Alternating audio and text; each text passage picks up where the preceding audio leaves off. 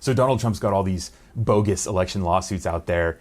18 have already been filed in the United States. 16 of those were pretty much laughed out of court. And we're starting to see the judges respond to these GOP lawyers with, well, their patience is growing thin. They're starting to get peeved that these GOP lawyers are coming into their courtrooms lying about the evidence, lying about the situation that happened inside these ballot counting centers, pretty much just to throw a wrench into the gears, to gum up the process. And these judges, who are protective of their courts and protective of our justice system, they're starting to get a little peeved. They're starting to get a little pissed off that the GOP just continues to want to come in and just bring these bogus lawsuits where they're pretty much just lying all the time. We go to Michigan Judge Cynthia Stevens, who the GOP was trying to come in and say, oh, well, we heard all these things. We heard these things were happening here and here and here. And she says, quote, tell me why that's not hearsay. Come on now.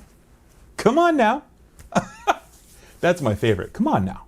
Like when you have a justice telling a major party, the lawyers from a major party in the United States, to come on now, you're not in very good standing. That is not good for the GOP. And then we go back to Pennsylvania, where the GOP was trying to claim that they just completely blocked our poll workers from observing. They shut them out. They wouldn't let them in. And the judge says, did that really happen? Well, they let us within 15 feet. And the judge says, I'm sorry, then what's your problem? Why are you here? Like, why can't you just accept defeat? Are you guys like that slimy? I mean, they're the GOP, so of course they are. Then we go to Michigan, where observers were kept 20 feet away because of COVID.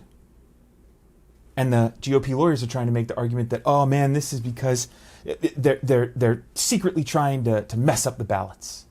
They're giving the win to Joe Biden. And the judge slaps him back and says their interpretation is incorrect and not credible. Quote, plaintiffs rely on numerous affidavits from election challengers who paint a picture of sinister fraudulent activities occurring both openly in the TCF Center, where they were counting the ballots, and under the cloak of darkness, behind closed doors. They're making these claims. He says that those claims were, quote, decidedly contradicted, unquote, by an election expert put forward by the defense. Like, they're lying. Straight up. You have judges laughing you out of the courtroom, accusing you of lying, not understanding where you're coming from, like this last example. In Pennsylvania, the Trump lawyer, he brought forward almost 600 ballots and said, well, there's just something doesn't add up. And the judge says, I'm asking you a specific question, and I am looking for a specific answer.